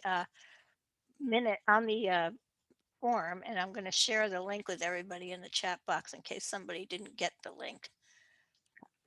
Okay, there it goes in here so that you'll have the agenda. Yes, and many thanks to those of you who've already filled out the volunteer hours. Quite a few people already did that, so Oh, thank great. That's good. So now we are not going to have our state conference in Pasadena in 2021. We are going to have it in Pasadena in 2022. And the dates are going to be September 31st. And that's a Wednesday to October 2nd. But we don't have a choice. So it's going to be what it is. Susan, Yes. 30 days has September, April, June, and November. All the rest have 30 months. And I looked, I thought it was a Friday to Sunday. Okay, Isn't so it not a Thursday? she said 31st, did she not? No. No, No. she said 30. 30th to 2nd. Okay. 2022. Okay. So Susan, maybe we need to, that's a good point. Maybe we need to absolutely clarify those dates. Because Yes. if the 30th, No, I looked it up. In 2022, the 30th is a Friday. yeah. And the 1st is Saturday and the 2nd is Sunday. So Okay. that's good. Yeah. Well, to the point, like, okay, does that mean we can't do anything on Thursday that we typically do? Well, we'll see if we. Yeah, if so maybe we need we to. could do it. We could do actually Thursday virtually if necessary because we would have less money to spend. Or, well, okay, or maybe we do something in one of the hotels instead. Yeah. But we can talk about that. Maybe Yeah. let's clarify the dates with Joan at the convention center first. Right. Okay. Okay. So we're going to have a virtual conference in October. And I would like to have the conference almost the same time. We were going to do it Sunday is Halloween, the 31st. We don't have to have a conference virtually on Sunday. We could do it on that weekend, but finish on Saturday like we did last year. What do you guys think of that? So it would be looking at the calendar.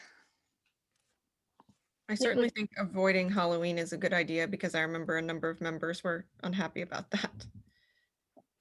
It's true. It's one of the things that was in the survey that kind of stuck out, like, oh, don't have a conference on Halloween. Right, but we don't typically do a virtual conference the same amount of time as we do a face-to-face. So Well, we could do yeah, 29th and 30th. but the October conference, right, Margie? I mean, we went into Sunday fairly late, right? I mean, the last thing was in the afternoon, right? Well, yeah, I have some thoughts about kind of spreading it out even more as Okay. opposed to less and giving people more break times. But I mean, I think we would need to talk about that. We might want to set aside about 5 days and then decide which days we're going to use and how we want to use it. Okay, so we'll get back to you next time on that. But Susan, in general, you're still proposing it to be around that end of October. Because people have booked their calendars, so, and Yeah. we went through this whole thing about dates and everything, and I think the closer we can keep it to the same dates, the better off we'll be. Kara, are you there? I guess not, so we won't go to her. Orange here. County, you're here? I'm here. Okay, Yeah, I'm so you want to talk towards about the there. chapter events? I don't actually know about the chapter events. I know we had a meeting recently, and unfortunately, I've been totally underwater with work, and I have not been on top of it. But I don't know. I can Okay, text. well, we do have Orange County on February 27th. That's right. And I know there's a tri county group that we are working on. We had a meeting, but again, as I said, I missed that meeting unfortunately. There's Los Padres on the 6th, which that's today. That's tomorrow. So that Yes, was tomorrow quick. morning. Okay. And we're working on getting. I'm working on getting my head above water, and I will be more on top of it with Kara. I'll see Okay. if I can. Sounds good. So I'm close. everybody, if you can go tomorrow, it's going to be great. Yeah. Our next board meeting is scheduled for April 9th, and I want to know if that works for everybody because I don't know if you guys are having typical spring breaks or what's going on, or if there's a spring break. We can change the date a little if necessary. Does anybody have spring break at that time? No, I don't. No. Okay, great. Then we'll take off this. Will be 2 o'clock. Is that what it is? Yeah, 2 to 4 is what it is. And if anybody has anything else to share, go ahead. We have 5 minutes. If not, you're free to go. Okay. Okay, anyone? Yeah. Actually, Susan, can I make just one just back burner thing, right? So in this whole discussion about conferences, so it sounds like basically 2021 we're going to be still virtual, but we should start thinking about 2022. I mean, of course, the state, but also regionals as well, right? Because I mean that's a big part of our organization, and it's a great way for members and others to connect with Catesol. So we're talking about in the past we've had the LA regional, the San Diego regional, the Northern regional, and then the Central regional, which is the newest one. So I think it would be great for us as an organization, at least to start thinking about those and maybe starting to line things up in the spring of 2022, because before we know it, I mean, we're going to have to be thinking about that, plus people all coming back to their sites. And so we don't want those to get lost, in the shuffle come the fall and such. So. Okay, we can start working on that. Yeah, I mean, especially for board members who might, that maybe their schools would want to start hosting those in 2022, if they feel like they're up and running. So we have liaisons. So we have Kara who does the Northern Regional, and we have, I don't know who's doing the Southern Regional. Yeah. So we may Erica, want to start are looking you for those still people. doing Yeah. that? Me? Yeah, you Oh were no, doing. it was the LA regional. No, that was 2019, Yeah, but 2020. did you want And to? I have not heard from KT at all since then. And I've reached out to her many times. I don't know. I hope she's okay. Yeah. Okay. Well, maybe we'll work on that, Anthony. Okay. Yeah. That's something for you and me to work on, I think. Oh, and And others. Oh, yeah. I wanted. So I will mention this, Nancy. So the chapters. So that we're working on trying to move some of our spending money over to the foundation where we can. And so they've taken over awards already, and now they're willing to take over conference presentations. So they have a limit on chapter conferences. $300 is what you're allowed to spend on your speaker for a chapter conference. So just wanted to make that so you know that it's $300, up to 300, correct, Nancy, up to 300. So you can ask for less than 300, but you cannot ask for more than 300. And since we are no longer taking on that expense, we will not be paying extra money for speakers. So try to keep your chapter speakers $300 or less. That's the request. Okay, so with that, I think I'm going to close the meeting at 3:58, 2 minutes early. Thank you, everybody. And I'll Great. send the recording your way, Lily. Thank you. Awesome. Thank you. Yeah. I have a quick question. I don't know, this isn't really maybe relevant to everyone, but if I could get a quick question in. Sure. So I'm one of the new blog editors, and the other volunteer and I were thinking about, I don't know, we made up a calendar like reaching out to the different interest groups. And so we would try to do that, each month. But you guys were mentioning, there's kind of this fatigue, like getting, asked to do things. Would that be an issue, or does that sound No. like an okay plan? I might suggest that you put that in the update that Monica does and ask for people that way to write for the blog. So, and then, say you're looking That's for a good stuff. idea. Give examples. We're looking for articles from chapters about events. If you've had an event, stuff like whatever you're looking for, I would put it in the update. And Monica put the link in the chat box, but I'm going to find it and put it back in there for you so you don't have to scroll. It's a lot of links here. And so Monica's would be to everyone, or? Yeah, everybody gets it. Okay, we were kind of hoping to narrow things Why down. don't you stop share screen? Oh, sorry. Thank you. You can probably stop recording too. Yeah. Yeah. Thank you. And that.